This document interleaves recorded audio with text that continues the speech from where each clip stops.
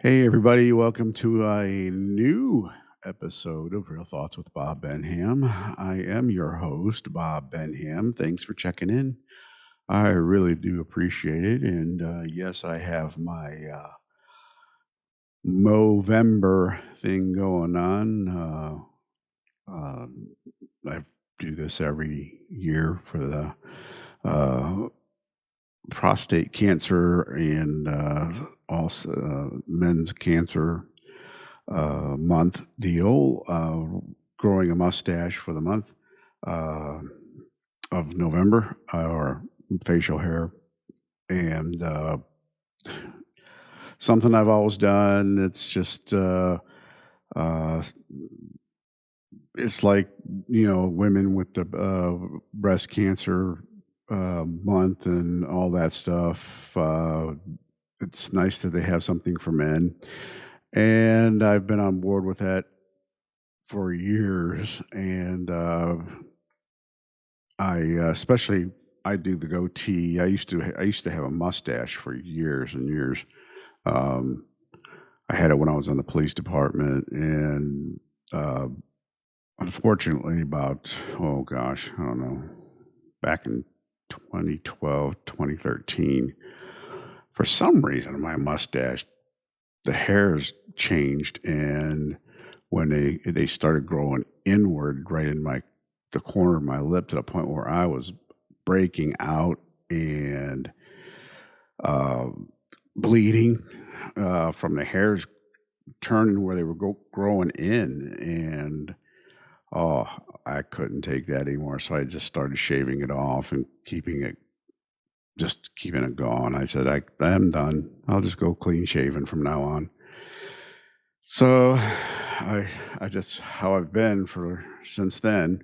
But every so often, like I said, when it comes time for November, when they do the Movember thing, I grow it, and then by the time the end of the month comes, I'm like, okay, it's got to go. It's starting to hurt, and I get rid of it. So, but anyway, this is where it's at, and so it'll be here for a little while until I can't take it, and then it'll be shaved off, and I'll be back to normal. Um, so anyway, uh, man, uh, want to talk a little bit about last Sunday. Well, last weekend period was championship weekend for NASCAR, and all I can say is what a freaking mess. Um, People are finally speaking out about the championship format NASCAR has. I've never been a fan of it. I've spoken out about it for a long time. I haven't done it. I mean, I haven't had a public forum to speak out about it until I started my podcast last year. And I really haven't spoken out a bunch about NASCAR, um, even on this forum, uh, but a couple times. I've said I've talked about NASCAR more um, on this podcast, but I really haven't said much about it. But I'm going to. Um, all I can say, NASCAR had a period from I'm going to say about the mid '80s till about 2000. I want to say about 2007, 2008. That was monstrous in growth. Um, I mean, I remember when I was going to the races, I was talking about NASCAR at work, and everybody was like, "What? What the hell are you talking about?" They used to get on me. They used to tease me all the time because I had I had car number stickers on the back of my vehicles for who I was rooting for. I mean, just it was just the number of the car, the race car. That was it. And they're like, "What's with those numbers?" And I'm like, "That's what I root for in NASCAR." And they're like, "Really? Why would you put that on there?" That's my way of showing support. And then I'd start putting like, I, I'm always been a Ford guy. I love Ford. I'm not a big Chevy guy at all. I've driven Chevys. I've driven GM products. I'm not just not a huge fan of them. Um, and definitely not a fan of Dodge. Their products are junk. I've driven a few Dodges in my lifetime and not impressed at all. Uh, Foreign makes, no, I won't touch them. Good old USA, that's it for me. That's just how I am. I believe in, if I'm an American, I'm going to buy American products. I hate when I have to buy things that are made from overseas. Uh, Unfortunately, about 90% of everything is made overseas. Um, and that's why I support the president in having things brought back here to be made.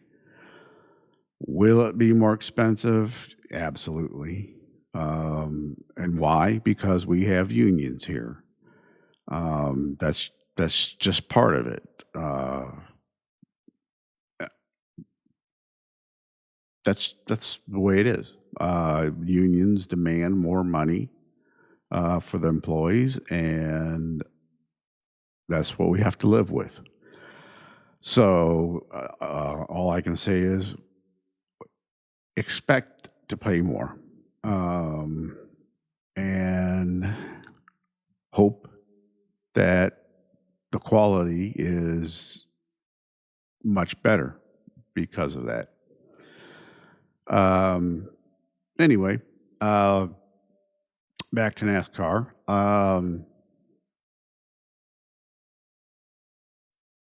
The way they crown champions today and for the last few years, um, I'm not. Trust me, I don't want to belittle the champions of the last few years. Um, they've raced for them. They've done what they had to do under the current systems and the systems that were in place to win those championships. So it's not like they did anything wrong.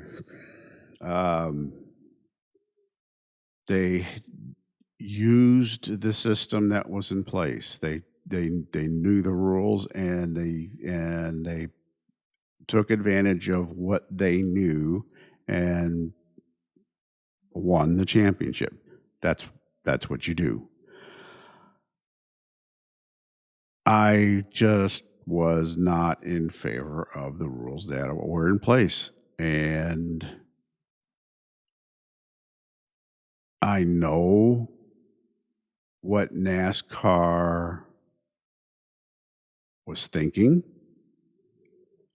Um, I don't agree with it, and now we're seeing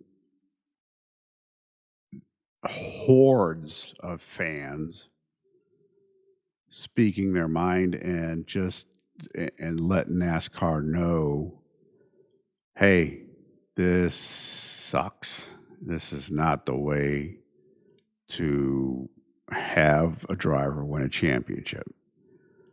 Um, will NASCAR listen to the fans? No. I know they won't. They've proven it time and time again. They don't give a rat's ass about how the fans feel. Um, the only thing NASCAR um, eh, uh, cares about is the almighty dollar, and they only worry about TV ratings and the amount of money they can get from TV. Sadly, that's just how that stuff works. They don't care about the empty grandstands. The racetracks don't care about the empty grandstands because they get all their money from TV. So, you know, okay, the grandstands are empty. Who cares? Not a good way to do business. That's my personal opinion. To me, if I were a racetrack owner, okay, so yeah, I'm getting, you know, however many millions of dollars from TV for putting on the race. I would still want to have full grandstands. So these tracks charge ridiculous amounts of money for tickets. And it just does not make sense why they would do that with all the money they get from TV. If it were me and I was a track promoter and owner, I would be like, let's lower the price of tickets. Let's get people in the grandstands. Let's lower the prices of concessions and stuff like that. And just get people here, get people eating, get people enjoying the races. Let's make an event out of this stuff again. That's what NASCAR. Well, I'll tell you what. I used to go to Bristol, and when it was, I mean, you couldn't get a ticket to Bristol, especially the night race. Oh, you were on a waiting list forever if you for a season, for a ticket to the night race at Bristol. Forget it. And I I would go to that race, and I mean, it was just packed. I mean, 160,000 people sitting in that half mile racetrack in those grandstands. Unreal. And it was an event. It was not just a race, it was an event. They made the whole weekend something to see. So you were there. I mean, you went in there and you were there for practice, qualifying, because they had truck races abutting qualifying, and then you had the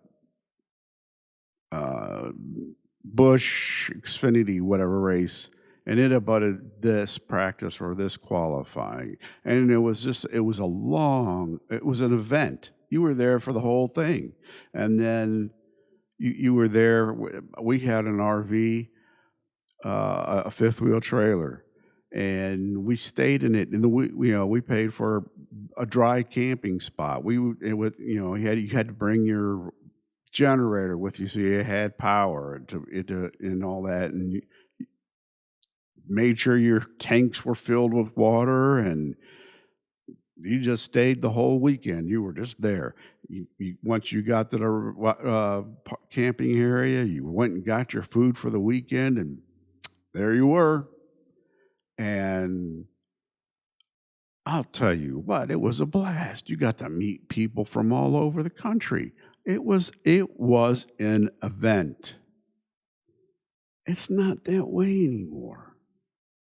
Not even close. And back then, they ran the whole season for points. Race 1, Daytona 500. That's when the points began. And it ran all the way through Homestead Miami Speedway, which was the 36th and final race of the year. That's where they crowned the champion. And prior to that track being the championship weekend, it was Atlanta Motor Speedway. You had to run every single race and run your best because it was accumulation of every race. You had an engine blow in the 21st race of the year and you finished 35th, you lost points big time. And you had to sit there and go, ooh, we have to make this up somehow. We have to figure it out. It was not, it was not an easy thing. You had to figure it out. You just couldn't have bad races. It was all about consistency, finishing up front. You had winning races, yeah, it entailed winning races. Maybe not 10 in a season, but it entailed winning races. But it also entailed consistency, finishing the best that you could for the entire year. That wasn't easy. That took a lot of hard work on the part of the driver, but mostly on the part of the crew, the guys at the shop that were preparing the cars, the crew chief and his strategy, the pit crews on pit road that were pitting the car, the guys that were back in the garage area, if you ended up in a crash, that repaired the car to get you back out there to get as many points as possible. It took a team effort. And they need to get these damn cars to be like the cars that we drive on the street. Get rid of this underbelly crap. Get rid of this slow garbage engine restrictions that are on it. Let them make as much horsepower as they can, or restrict it to being under 1,000. They can't be more than 1,000 because they were getting to that limit, and then they started this. Oh, we got to restrict them. Let them go to a 950, and they can't turn more than 9,500 RPM because they were knocking on the door 10,000 or just over. You do that, and it will be some very entertaining racing because then they will have to lift in the corners again. It will make it challenging. It's not hard. It is not hard. NASCAR needs to get off their butt and fix this mess.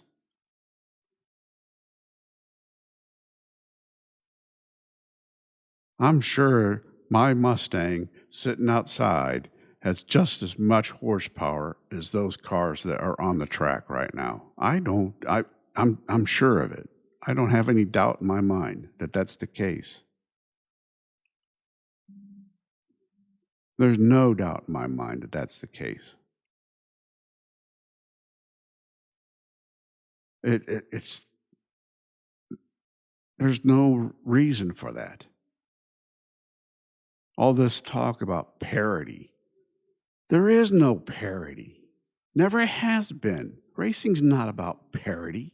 It's about being better than the competitor. You do what you can to beat that guy. And not by just a little, but by as much as possible.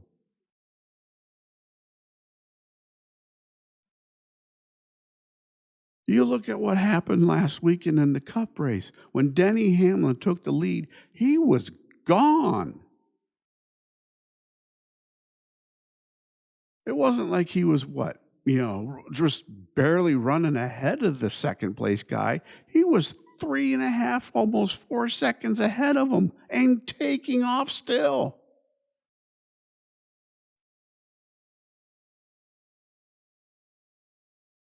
They need to go back to that. Who cares if it's that far ahead?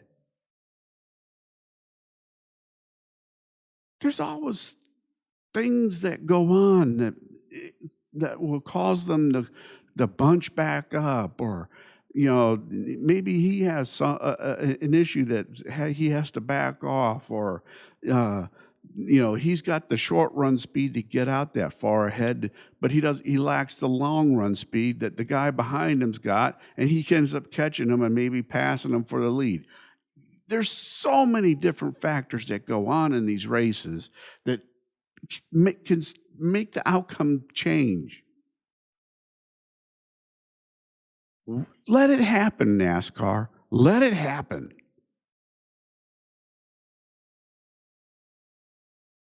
It needs to go back to the way it was. Put it back in the driver's hands. Put it back to the seat of the pants feel.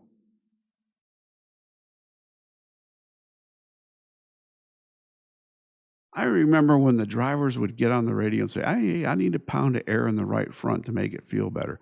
They have absolutely zero say in what to make the car feel any better for themselves to drive. It's all about telling engineers, hey, this is what the car's doing. Can you, punch it in the computer to have it tell you what to do to fix this? That's what they're doing. They've got they've got guys sitting there on pit road that are punching stuff into the computer, and then they're talking to guys back at the shop. They have war rooms back at the shop where they have computer screens all over the walls in front of them, watching all the rest of the cars and their technical readouts, and seeing what's going on with them and how they're driving and what their cars are doing, and then comparing it to their car to see what they need to do to go as fast or better than those cars. It is absolutely insane. They don't need that crap. All in the interest of parity. Let me put a question out there. There has You're always going to have,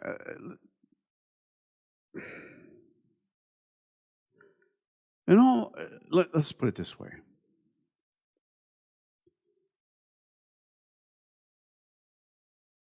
you have Joe Gibbs Racing, you have Roger Penske and Penske Racing, Team Penske. You have Rick Hendrick and Hendrick Motorsports. Those are the basically, and I think I said Joe Gibbs, and you have those are basically the top three teams in NASCAR racing. Then you have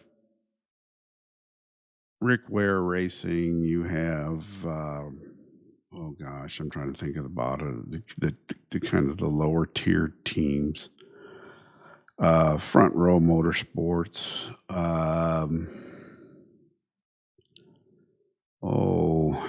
Spire Motorsports. They're kind of mid to lower tiered. Who runs up front consistently? You have Hendrick, Penske, and Gibbs. Those three teams. So obviously they have this new car figured out, and they've made advancements already to make their car faster than the rest. And supposedly, this new car was designed to make it where anybody can win on any given Sunday. So that means it was supposed to be that Penske, Gibbs, and Hendrick were supposed to be able to be beaten by Spire, Front Row, and Rick Ware on any given Sunday. Everything was supposed to be equal. Everything, engines, body parts, everything supposed to be just equal, supposed to be all the same, and things were just supposed to be totally to the point where they're now. Is it? And has it been? Hell no. Not even remotely. The cream always rises to the top. Always. That's just how it is. There's not going to be a day where you're not going to see Hendrick, Penske, or Gibbs running at the front of the pack. Not going to happen.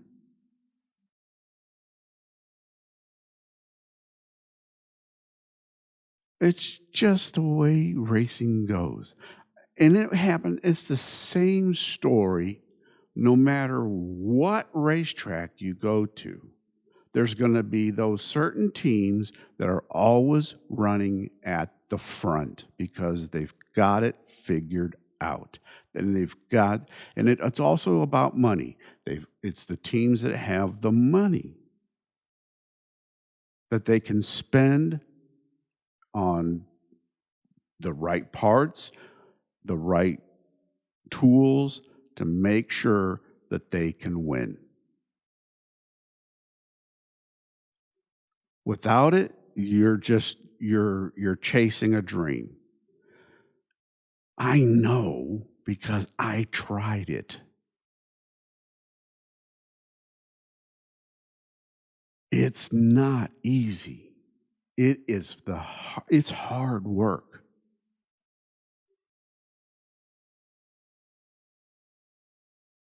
And it takes a lot. And the pressure is intense.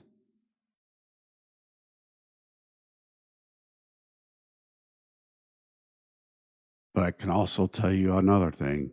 It is fun. And the adrenaline rush is incredible.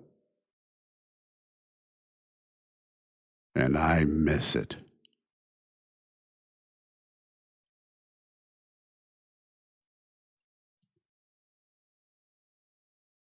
But I watch NASCAR now, and it bores the hell out of me. This stage racing crap is absolutely, oh, NASCAR, you want stage racing, fine, but don't throw the frickin' caution. Say your stage is 60 laps or whatever, let them run it, and that when they cross that start finish line at 60 laps, ass- give them your points or whatever you're going to do, but keep that green flag out. They need to have you need to bring back the strategy that is involved in pit stops. When do we bring them in for tires and fuel? How are we going to break this up so that way it can be, give us an advantage? It needs to be done again. It needs to be that was the whole point of these guys coming up through the ranks, is because they back, they had the short races to run. Now they had to graduate to the point where, hey, we're in the big leagues. We have to run 500 lap races on short tracks or 500 miles at someplace else. And it could be 500 miles straight with caution free racing. That was the whole point. You've ruined it.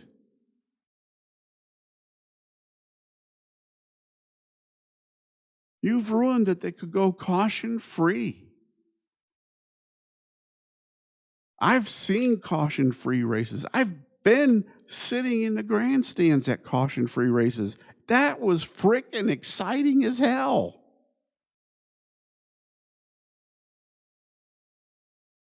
Watching the near misses and all that stuff. It come on, NASCAR. Get your shit together. It's embarrassing. It is truly embarrassing. You have totally, totally lost your way. I'm just, I've never been more stunned at how bad things have gone. And it's taken years to get as bad as it is. I mean, you only have 1 million people watching on a Sunday, or 1.5 million, maybe 2 million, and on a good Sunday, maybe 2.5 million. Are you kidding me? This country has 340 million people, and you can only get 2.5 million to watch? You need to do a better job of trying to pull these people in.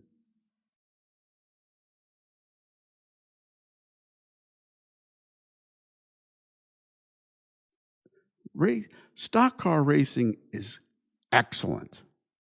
It can be an excellent sport. It's fun to watch. But you need to make it that way.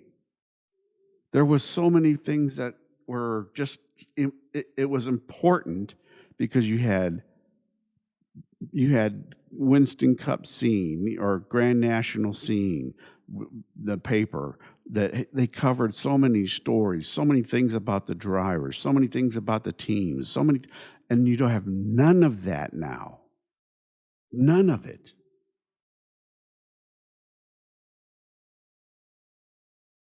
You don't have the NASCAR tonights or any kind of thing like that to cover the teams. Everything today is so dumbed down, and it's just about uh, saying something stupid about trying to make something funny about a team or funny about a driver. Get real. Sure, you can throw in a funny thing about it, but be serious. Be professional. Quit trying to make it some kind of entertainment show, whatever.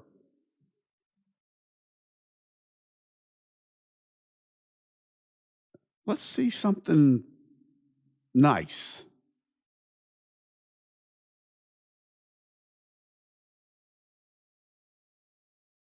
Get rid of the gimmicks. I'm all with Mark Martin on that one. Oh boy. Oh boy, am I with him 100% on that. Mark Martin is the man when it comes to that. The gimmicks have killed the sport. You don't need gimmicks, you just need to race.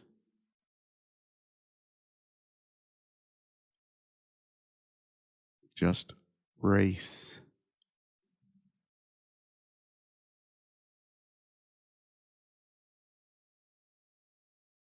You used to be able to turn on the TV every Sunday, 1 o'clock. You knew when that race started, Sunday at 1.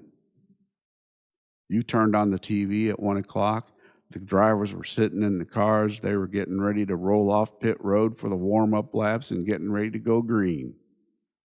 You didn't have to worry about watching the national anthem, the pre race garbage, and all that stuff.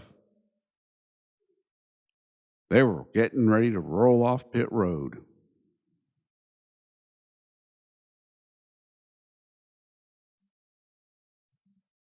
I mean, okay, if you want to keep you want to bring the national anthem in or whatever, fine. You bring it when you sign on, the national anthem starts. You do that. The drivers climb in their cars. You go to commercial, and they're rolling off the track for their warm up laps, and the green flag comes out. Strictly state of business. Get it done. Get the race going.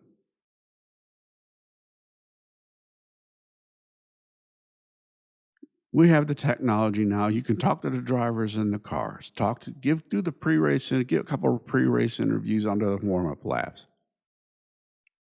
Hey, how's the car going to be? How do you think you're going to do? And then turn them loose. And no stupid cautions. If a car spins out and doesn't hit anything, even if it does hit the wall, these cars with the damn stupid carbon fiber or whatever bodies that the style of the bodies they are, they don't have debris falling off them. If leave the damn green flag out. If they're still rolling, the green needs to be out.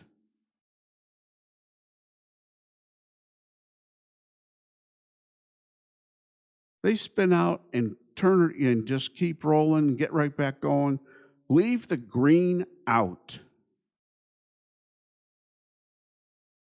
The only time you throw that damn caution flag is if they spin out and come to a stop and can't get going again. And traffic is coming in a hurry.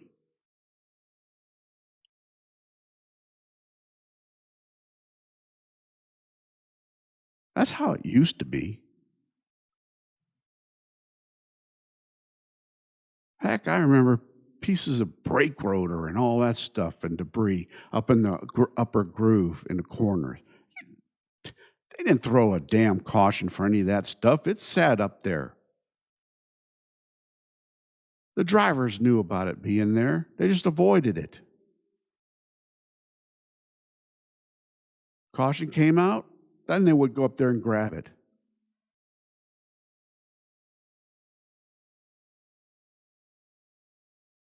They didn't have freaking sweepers going up there and sweeping up the tracks, trying to get the rubber up or anything, or blowing them off every time they got. Leave it alone.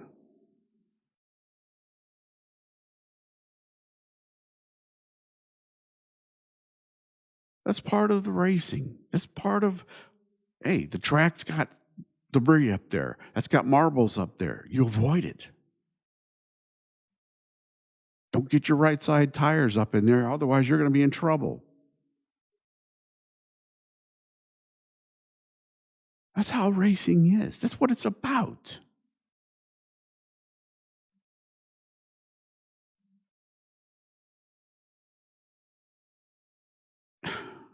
Just let it go back to the way it was. Put it back in the driver's hands. That's what the whole thing, that's why it was racing. It was about the drivers and what they can do with a car. Let them do it.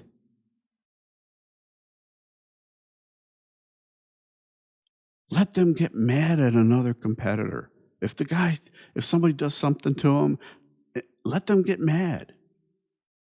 Don't let them go overboard, but let them get mad.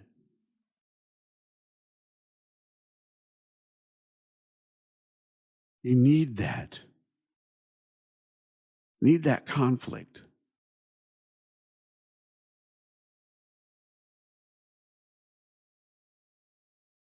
It is so sterile.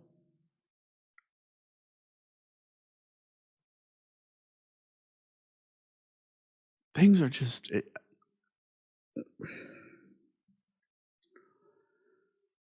it's just amazing how the sport in the last 15 plus years died.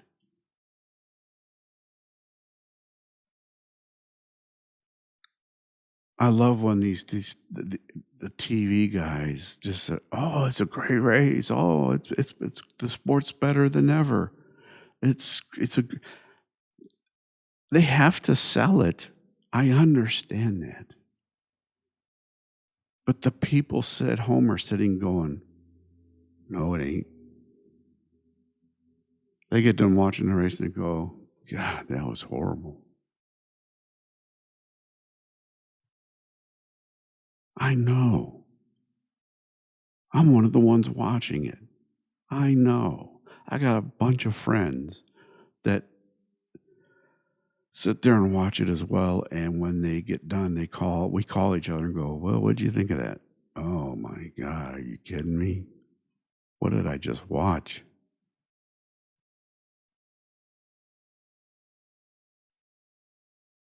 I mean, you got race cars that are so low to the racetrack and they're scraping the racetrack and they're bottoming out. And you got drivers that have to wear mouthpieces so that way they don't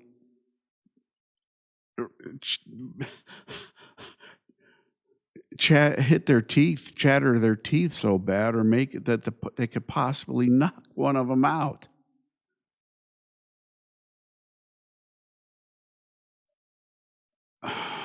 The cars need to have travel.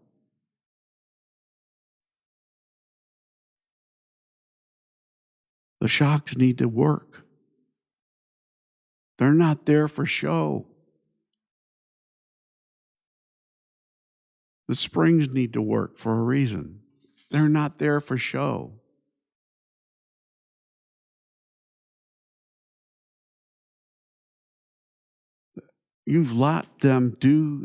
NASCAR's let these teams do this, and they could have outlawed that all and said, "No, you can't do this. The cars need to be allowed to be doing this."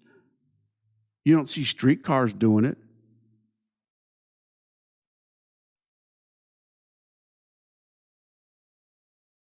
You don't see a street car scraping the road. Let them have air traveling under them.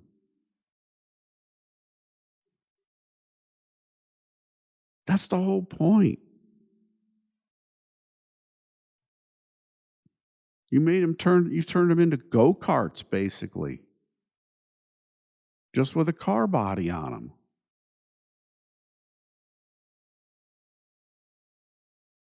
It's nuts. It's just nuts.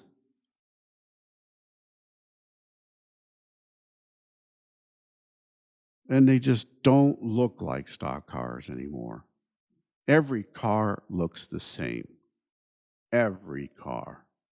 The only thing that you did that where they look different is the nose piece and the tail piece. And that's where you allowed them when, oh, well, yeah, the fenders and on the front and the hoods. Every other piece is identical. You look at the Xfinity series, and oh, those cars are a mess.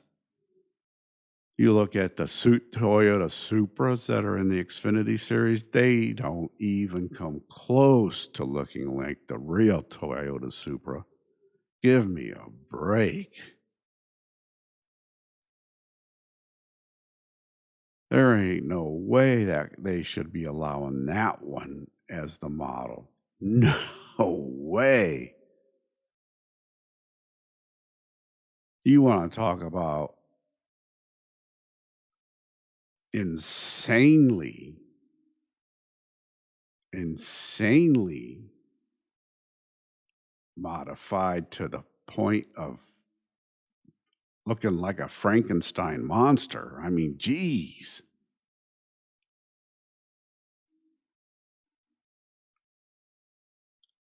I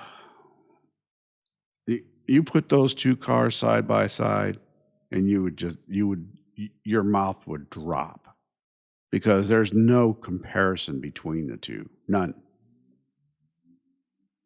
They don't. I mean, they do not look the same in any shape, form, or fashion, other than Supra being on there, the logo for Supra. That's the only thing that makes them look the same. The only thing that makes them look the same. That is a joke and a half.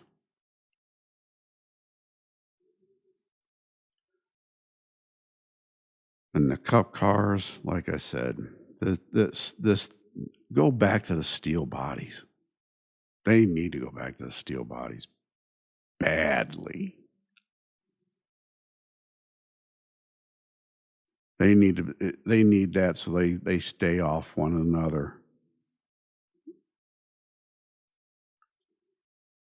These guys are just laying on each other, so leaning on each other so bad because they know, oh, if I can get into this guy because I know it's not going to hurt anything on the car. Oh, go back to the steel. It'll avoid so much stuff. I mean, they won't be getting into each other as much. They won't be hitting the wall as much.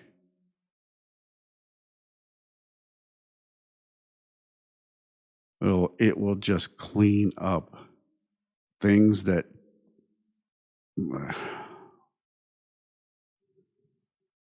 it's a self-policing thing is what it is because the drivers will tell you that. They'll be like, oh, yep, we'll definitely be not getting into each other as much because you will be risking putting that quarter panel or fender into one of the tires and cutting down a tire. Hello. They end up doing that, and what happens? Oh, they're in the back because they had to get that repaired. They had to spend time on pit road getting that repaired. Now they can just knock it in and it doesn't hurt anything.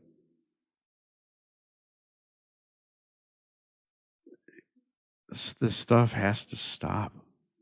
It has to NASCAR has to fix the problem. It's not an easy fix. Not by any means, because you took a long time to break it.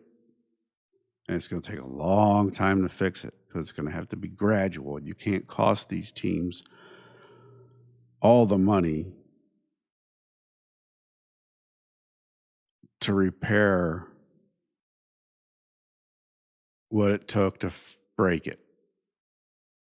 It's bad enough you cost all these teams with all the single supplier rule and stuff that you did to break it where I mean, come on.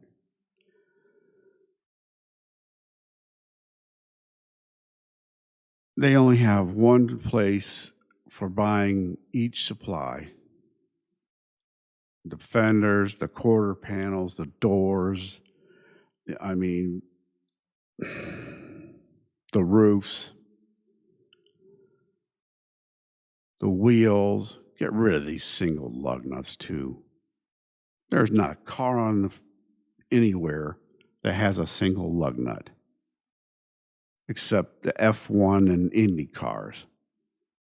That was a stupid move. The whole point of having the 5 lug nuts was to slow down the pit stops and make them more competitive.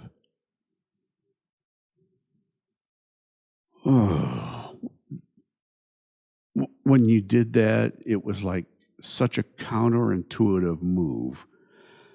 I just sat back and I was like, no, wait a minute. They went to the whole point of the 5 lug nuts was to slow down, to keep the pit stop slow, and they went and outlawed the high speed lug nut guns, so that way they went to slower ones and regulated that, so that way it would slow it down, keep the pit stop slower. Yeah, okay. And now they go to a single lug nut, and the pit stops are faster. Yeah, okay, whatever. The logic's not there, and it's not adding up.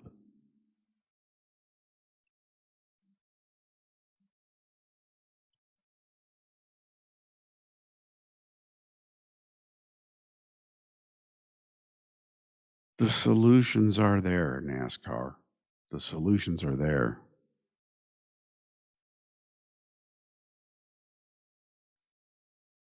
The first one, though, and it needs to be implemented immediately, is going back to the old system for points championship. 36 races, 1 to 36. And whoever got the most points at the end of the 36 races is the champion. Period.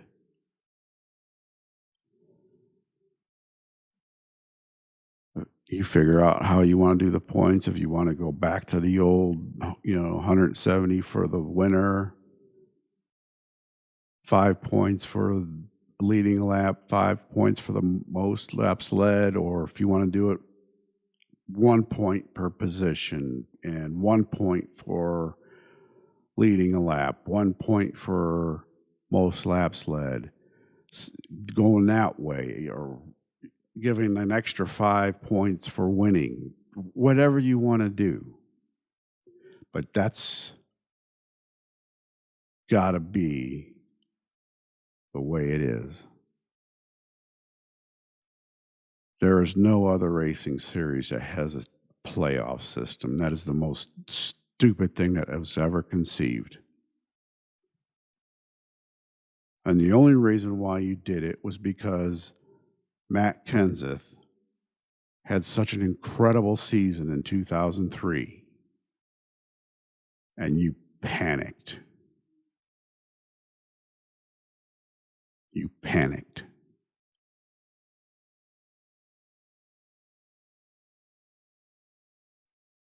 And then you turned the whole shebang over to somebody that had no clue on how to operate the series.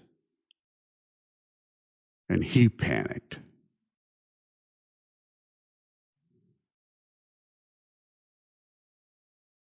You need to go back to the way it was with the points.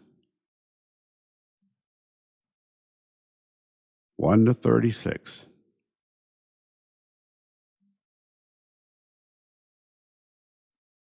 That's how it's supposed to be. Plain and simple. You earn the most points over those 36 races, you're the champion.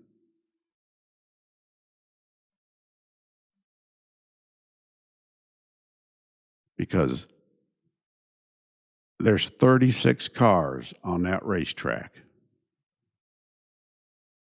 It's not two teams, or it's not any other sport. You can't compare yourself to any other sport. This is auto racing, stock car racing.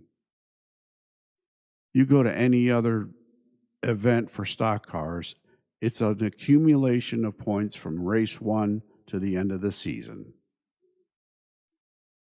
The team at the top that accumulated the most points, there's your champion. That's how it's supposed to be. Go back to it now. Right now. Announce it tomorrow.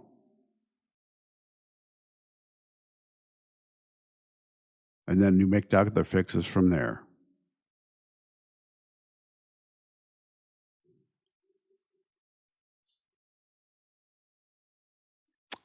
And with that, I've got more about other stuff coming soon, especially with what happened yesterday with the elections. Congratulations, Democrats. You are now communists. And you own it. And that's all I'm going to say about that right now, because I am more than livid over that one. Congratulations, New York City. You said you'd never forget, just like the rest of the nation, and you did. You elected a Muslim, and a radical Muslim at that, as mayor.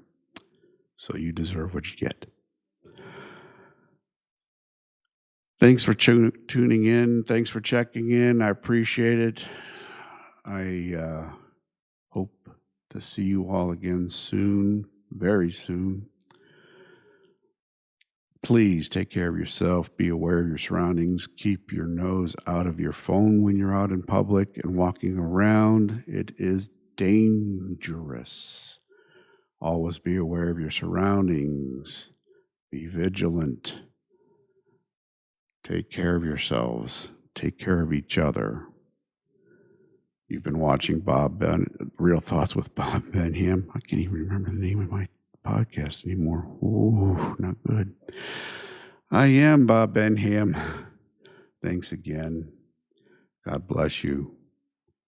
God bless the United States of America. Take care of yourselves. Bye-bye.